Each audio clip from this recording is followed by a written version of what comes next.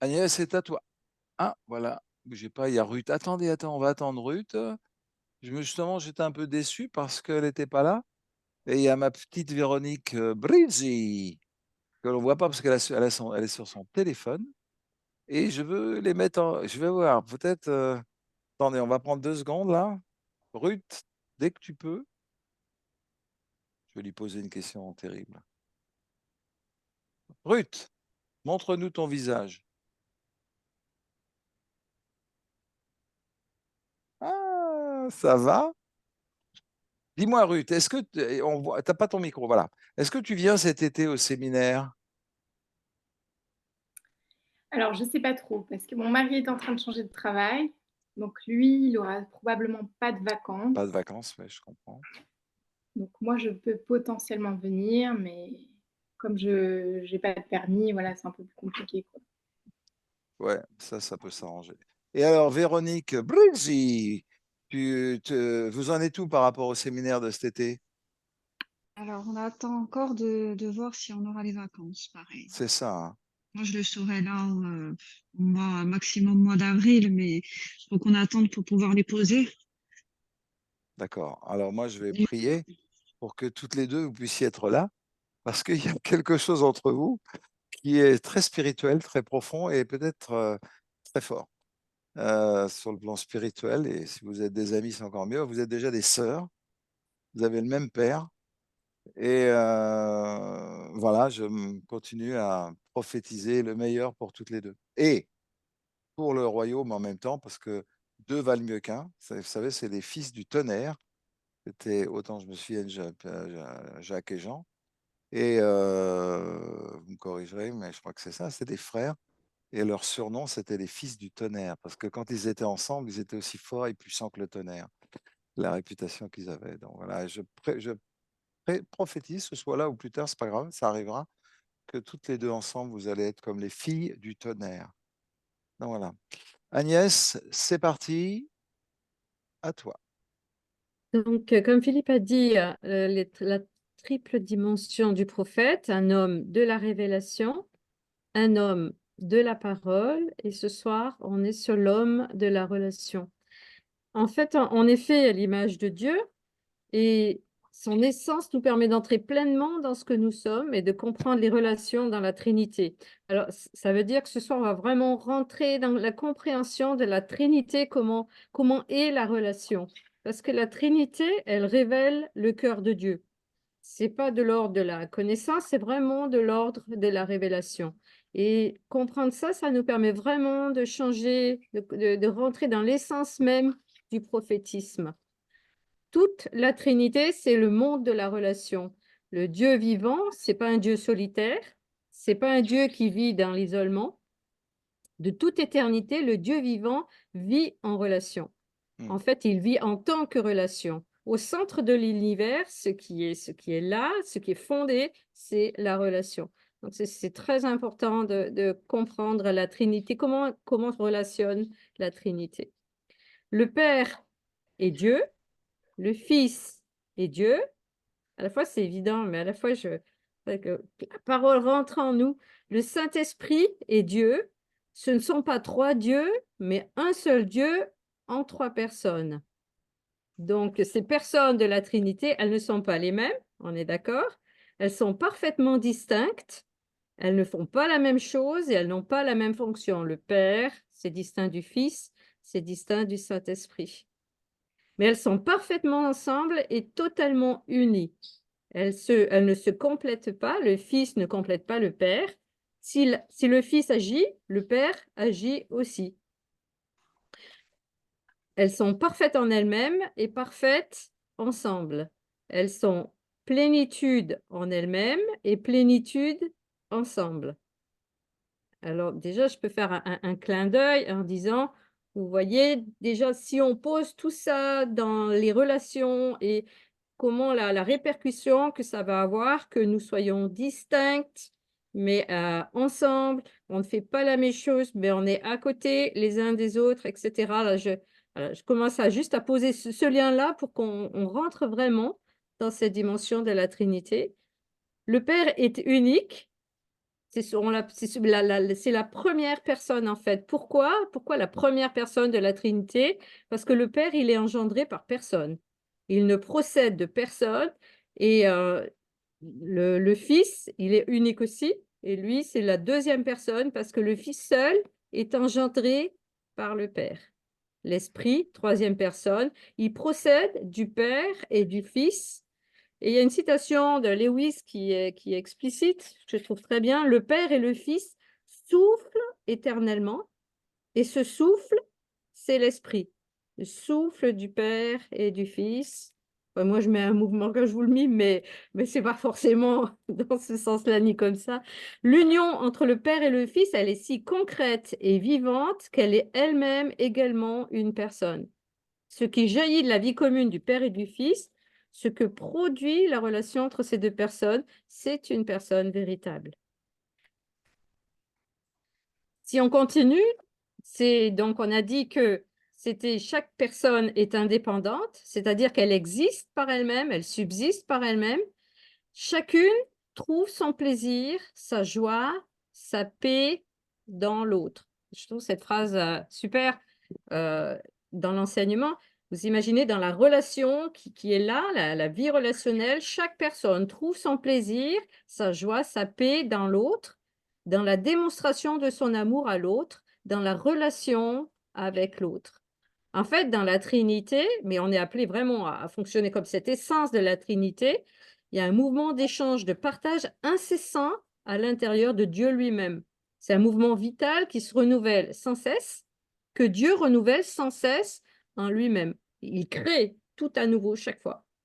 Dieu ne cesse de renouveler l'amour que le Père porte au Fils. Dieu ne cesse de renouveler la passion que le Saint-Esprit porte au Fils. Le Fils ne cesse de renouveler en lui-même la soumission qu'il porte au Père. Et ça, c'est la vie, en fait, la vie éternelle, la vie permanente qui vient de cette relation dans laquelle Dieu veut nous amener, parce qu'on a été créé pour vivre à l'intérieur de ce mouvement incessant, qui recrée la vie divine continuellement. Notre place, c'est là, c'est dans ce mouvement incessant. C'est pour ça que c'est super important de comprendre qu'on appartient à ce mouvement, qu'on y est dedans. Le Père, le Fils et le Saint-Esprit se rendent mutuellement l'honneur qui leur est dû. Alors après, peut-être je vous le donnerai dans les notes. Je ne vais pas détailler tous les versets parce qu'il y en a vraiment beaucoup. Vous trouverez ça dans Jean 5, 23, par exemple. Refuser de rendre au Fils l'honneur qui lui est dû, c'est en fait le refuser au Père qui l'a envoyé. À chaque fois, il y a une interaction. Le Père, le Fils et le Saint-Esprit se glorifient les uns les autres. Jean 14, 13, par exemple. J'ai retenu Jean 16, 14. Sa mission sera de manifester ma gloire, car il puisera dans ce qui est à moi et vous le communiquera. Par exemple. La prière entre les trois, entre eux, est incessante. Vous l'avez dans Romains 8, 26, par exemple. On connaît l'Esprit lui-même qui intervient et plaide en notre faveur. C'est lui qui intercède en nous, sans parole, dans ces soupirs qui montent du plus profond de nos cœurs. Dans la Trinité aussi, leur amour est réciproque. Il est particulièrement manifesté à la croix lorsque Jésus vient donner sa vie pour les hommes en témoignage de son amour pour son Père. Si on regarde un petit peu plus les caractéristiques de Christ, il ne fait que ce qu'il voit faire par le Père. Par exemple, dans Jean 5.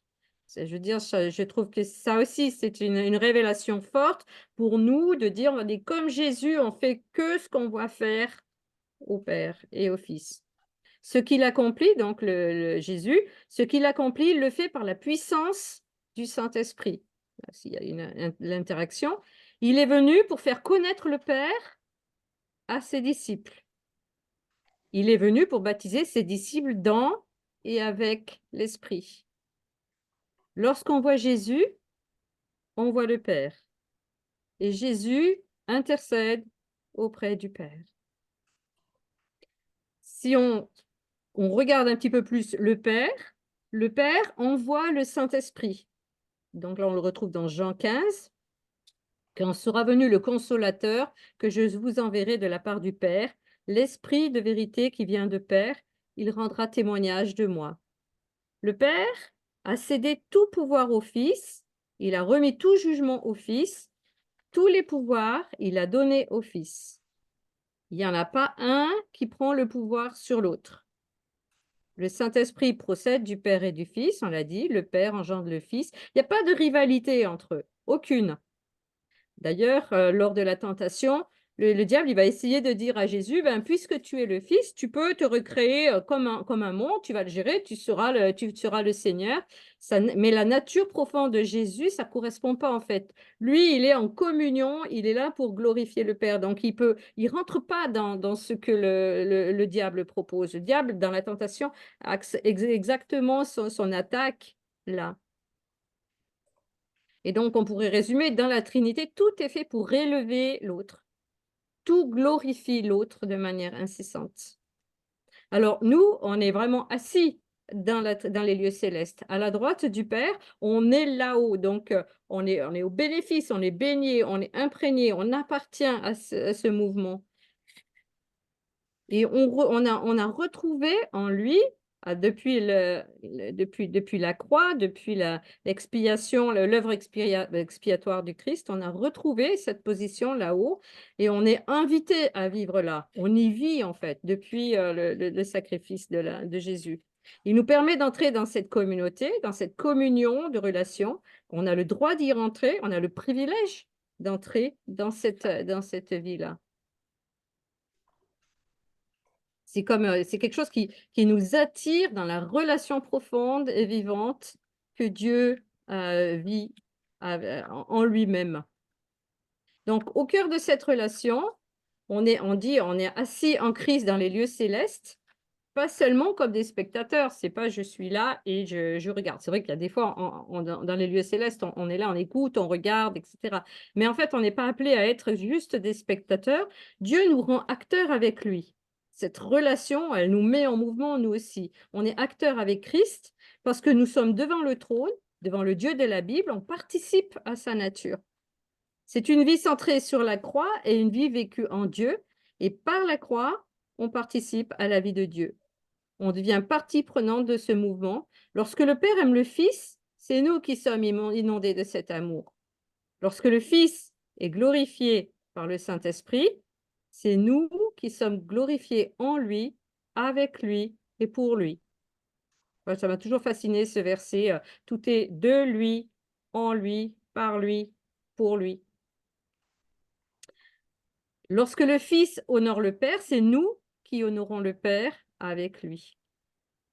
En fait, c'est comme un flot de vie, comme un fleuve tumultueux dans lequel on est plongé, ça bouillonne en permanence de grâce, d'amour, de l'essence même de qui est Dieu. Alors, du coup, le prophète, si on vient dans cette dimension-là, le prophète, c'est un homme avec les autres hommes. On fait partie de cette communauté de relations avec Dieu, mais aussi avec les autres. On n'est pas, le prophète n'est pas un homme à part ou une femme à part. Qui a avec ces révélations-là, qui peut se singulariser ou se venger, pardon, se vanter. En fait, le prophète, il est tout sauf quelqu'un d'à part. Il n'y a pas les prophètes d'un côté et les autres de l'autre. Parce que le prophète est imprégné, il vit là-haut, donc il est imprégné de sa relation, donc il est imprégné de cette ouverture bouillonnante d'amour qui va, qui vient, qui circule. Il appartient à cette communauté à l'intérieur duquel il y a une communion et il le vit et il le manifeste dans qui il est. Le prophétisme, il vient de la relation de la Trinité. Il nous entraîne dans la Trinité. Certes, il nous envoie, mais il nous entraîne dans qui il est, dans le cœur de Dieu. C'est un espace de relation dans lequel le royaume de Dieu se manifeste. On pourrait dire le conseil de Dieu, c'est pareil, cette dimension. Et c'est un espace où Dieu désire parler, communiquer, avoir une relation avec sa créature, ses enfants, avec l'homme. Et c'est un espace de relation. tout est relation à l'intérieur de la Trinité. Et cette relation, c'est le principal moteur du prophétisme. C'est-à-dire qu'il n'y a pas prophétisme s'il n'y a pas relation. C'est-à-dire que prophétiser, c'est pas juste annoncer quelque chose, c'est, on le dit hein, les mardis, c'est vivre une rencontre avec Dieu et partir de cette rencontre, partir de cette relation pour être porteur de la rencontre. Donc, si le prophète n'est pas un homme à part, si on creuse un petit peu, par contre, on l'a dit aussi, on a tous des métrons différents. Donc, ça veut dire que tous, on le sait, hein, 1 Corinthiens 14, on est tous amenés à prophétiser, on est tous dans cet espace de rencontre. Par contre, le métron, la mesure de grâce, elle est différente suivant le don de Christ en nous, tel que nous sommes. Dieu en choisit un pour parler en son nom. Mais par contre, il n'y a pas de supériorité aux autres quand on parle. Suivant le métron, on n'est pas plus devant les autres, on n'est pas plus derrière les autres. On est tous les uns avec les autres comme la Trinité. Donc là, on retrouve ce modèle de la Trinité que j'ai expliqué avant pour dire, ben non, il n'y en a pas un qui se met en avant, il n'y en a pas de rivalité, il n'y a pas... Et pour nous, c'est exactement la même chose dans le prophétisme.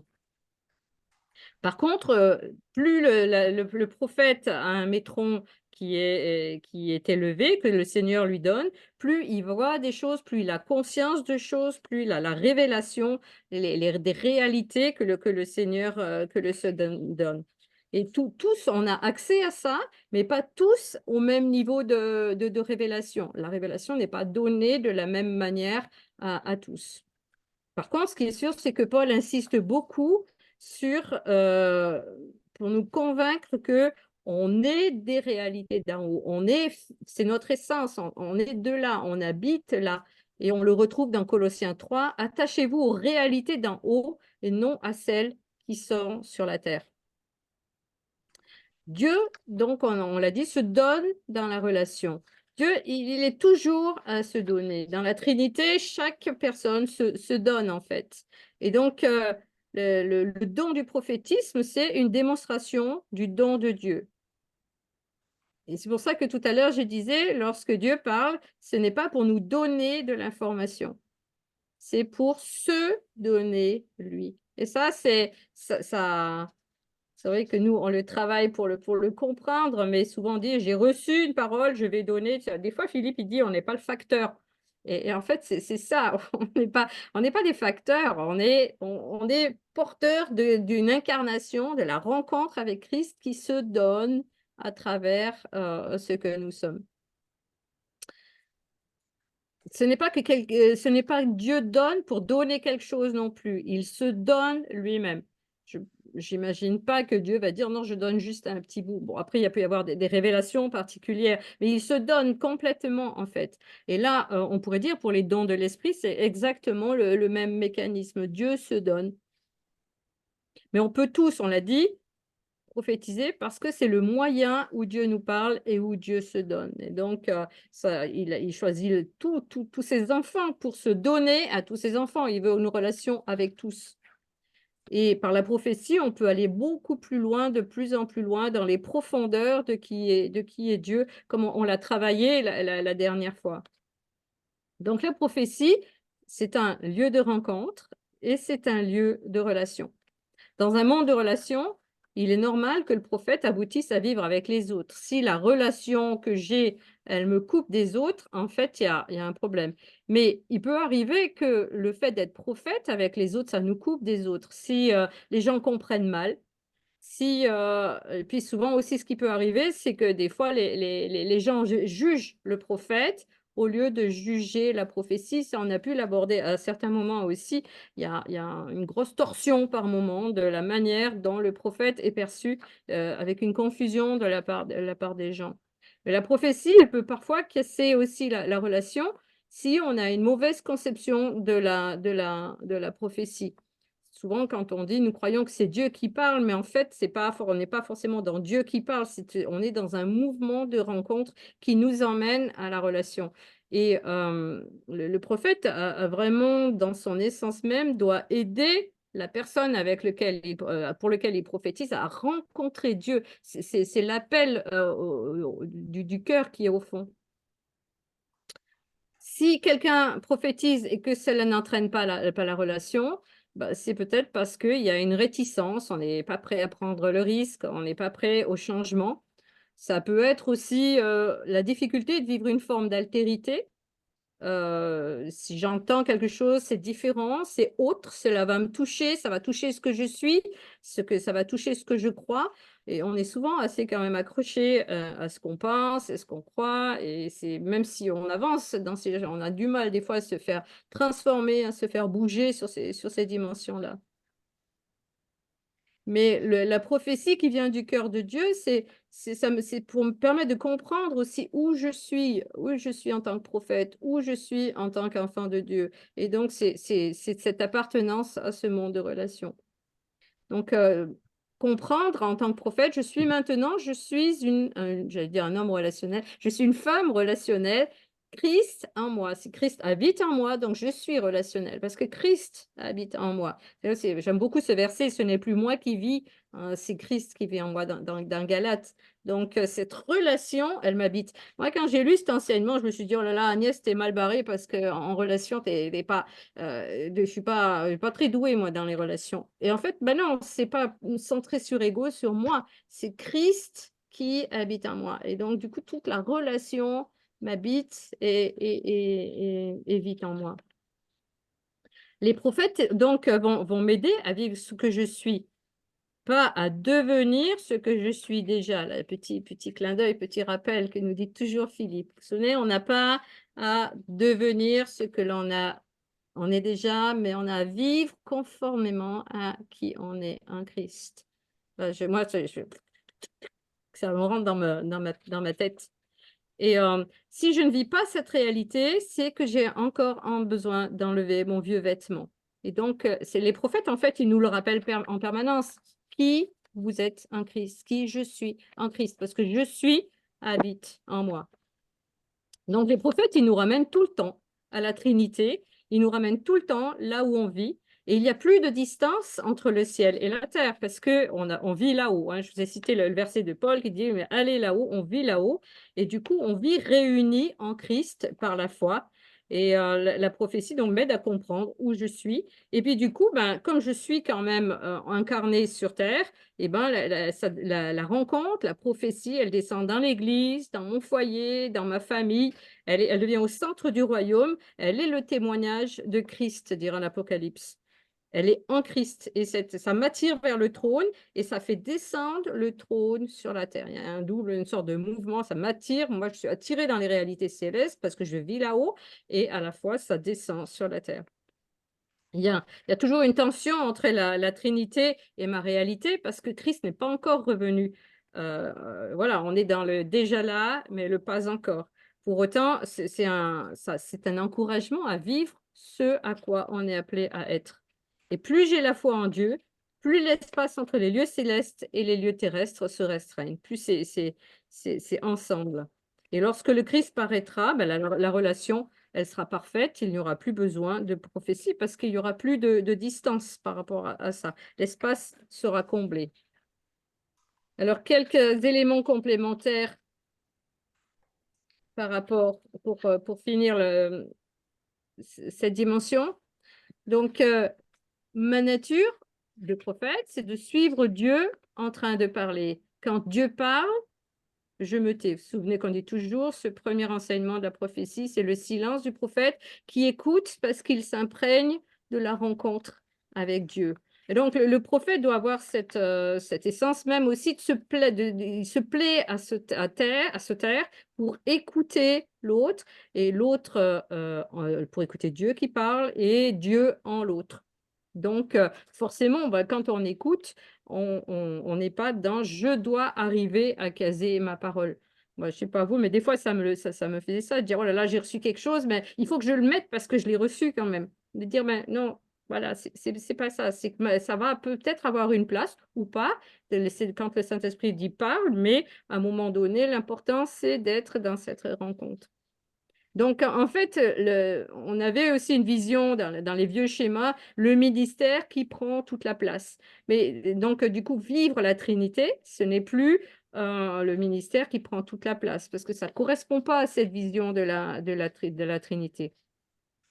Et c'est pas, il y a quelqu'un qui détient un ministère, mais on est d'accord, c'est le Christ qui détient tout et qui le donne à qui il veut. Donc, en fait, on peut le vivre tout simplement tel qu'on est, là où on en est. Je peux me retirer et laisser l'autre parler parce que on est tous en mouvement, en union, les uns avec les autres pour laisser Christ se lever comme il le souhaite, comme il a décidé. Et ça doit être quelque chose de très, très paisible et très tranquille dans nos vies. Il faut juste écouter qui est donné à quel moment donné. Et à un moment donné, moi, je suis donnée pour parler. Et les autres, on se soutient les uns les autres. Et quand je parle, les autres me soutiennent, etc. C'est comme dans la Trinité, cette même dimension qui agit pour nous les uns avec les autres. Et puis, des fois, ben, il peut arriver que je vis mal quelque chose ou je me fâche parce que mon ego a été touché, parce que, bon, ben, dans ce cas-là, ben, c'est juste je me mets de côté, je clarifie avec Dieu, oui, je suis aimée par Dieu et je peux après revenir et vivre cette place tranquillement par la foi de qui je suis.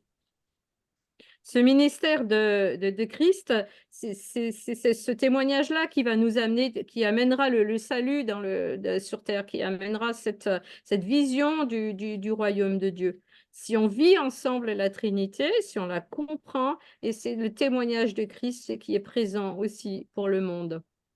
Mais par contre, si on reste sur cette vision du prophète one-man show sur son estrade, le ministère tout seul, là, on n'est pas dans cette vision biblique de la Trinité. C'est pas le Christ qui est, enfin, Dieu qui est révélé.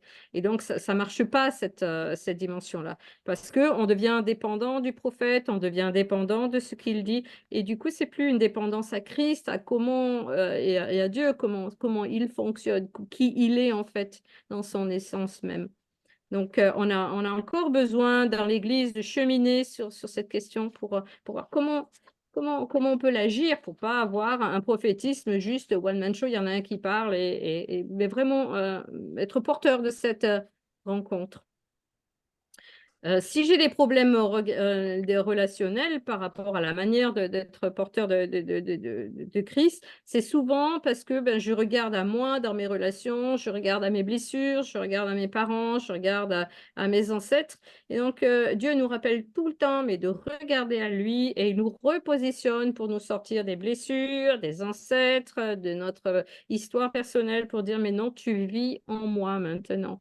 Vraiment, ça aussi, c'est extrêmement dans la relation, c'est extrêmement repositionnant, guérissant d'avoir conscience de ça. Mettre notre foi en Christ, dans qui il dit que je suis, au lieu de la mettre dans ce que nos parents nous ont fait.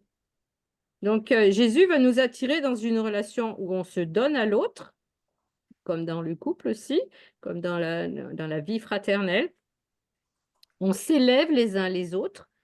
Là non plus, c'est pas il y en a un en avant ou un en arrière, c'est juste tous ensemble. On n'est pas centré sur nous-mêmes ou sur nos blessures. Et en fait, c'est une alternance d'onction et de dons qui passent de l'un à l'autre, qui peuvent varier dans le ministère, comme un vent, une démonstration de la nature de Dieu. Et donc, c'est ce vent qui permet de voir Dieu, qui permet de comprendre ce qu'il est en train de faire. Et donc, c'est toute une mentalité, c'est un mode de vie qu'on est en train d'apprendre. Et si on y arrivait, en fait, on ne serait pas dans aussi ces questions de rejet que parfois qu'on peut vivre en tant que prophète, je ne suis pas reconnue, ou en tant que prophète, je ne suis pas acceptée. Et quand on est vraiment positionné en Christ, eh ben, ce rejet dit, ben voilà, je suis centrée, je sais qui je suis en Christ, et donc je suis moins sensible à ce que l'Église ou les autres peuvent penser de moi. En fait, souvent, quand on est plutôt, dans la difficulté de vraiment vivre ça et montrer ça parce qu'on craint aussi pour le regard des autres, on craint la valeur qu'on va montrer. Et ceux qui vivent pleinement ça, d'ailleurs, ils se prennent des coups souvent aussi dans l'Église. Mais alors que nous, on est là pour refléter Christ, on est là pour le montrer. Et la peur du regard aussi, c'est dans la Trinité. Si vous regardez Jésus, il va tourner ses regards vers le Père. Donc, en fait, là aussi, il y a une vision du regard qui est porté, qui n'est pas sur moi, mais je porte sur l'autre. Et du coup, nous, en tant que prophètes et en tant que croyants, ben, on amène chacun à porter nos regards sur Christ. Tout l'enjeu du témoignage, c'est celui-là.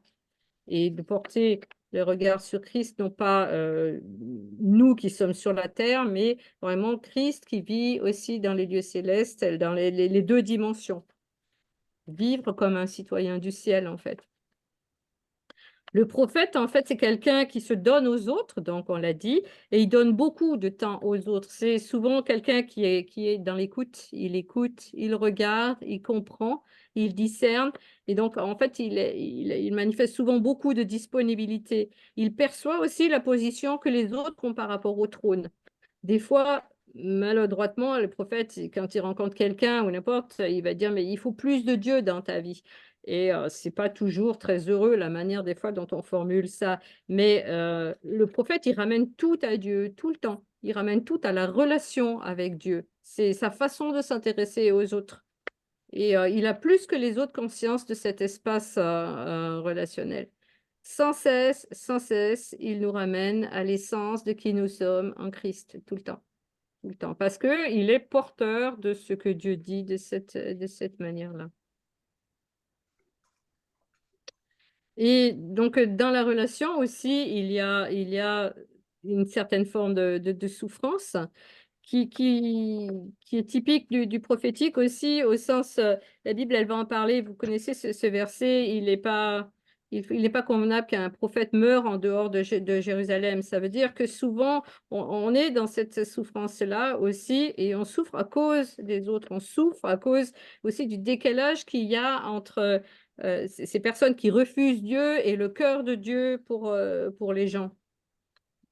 Parce que les gens ne donnent pas la place au prophète, mais en fait, dans le prophète, c'est Dieu qu'ils rejettent plus que le prophète. Et ça, souvent, ça crée une souffrance importante qui est porteur de la souffrance du cœur de Dieu, de ne pas être écouté ou de sentir que les gens sont égocentrés, sont narcissiques, sont charnels, alors que tout doit nous amener vers qui est Dieu.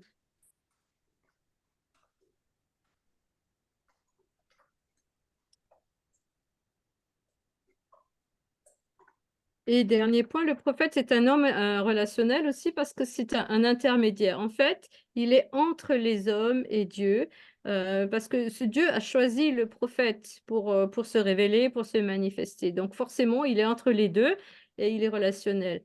Par contre, ça pose un léger problème. Quand Dieu voit le prophète est avec les hommes. Il est, quelque part, il est homme. Et quand les hommes regardent le prophète, ils disent, oui, mais lui, il est plein là-haut, il est avec Dieu. Donc, en fait, le prophète, il est un peu au milieu et ce n'est pas évident pour lui d'arriver toujours à se situer. Et son seul désir, d'ailleurs, c'est de vivre auprès de Dieu et Dieu l'envoie vers les hommes. Donc, il y a une forme de mouvement comme ça où il est toujours aussi dans ce mouvement, le prophète, entre qui est Dieu et les hommes. On ne peut pas être relationnel sans souffrir du rejet, de l'incompréhension. C'est inévitable. Par contre, on ne peut pas non plus rester dans la solitude. Le prophète, il cherche la communauté, il cherche à être avec d'autres. Et dans l'Ancien Testament, les prophètes étaient en communauté, en école, comme avec Samuel, par exemple. Et dans le Nouveau Testament, ils sont souvent par deux. La Bible, elle nous montre les prophètes ensemble. Le prophète, il ne marche pas seul.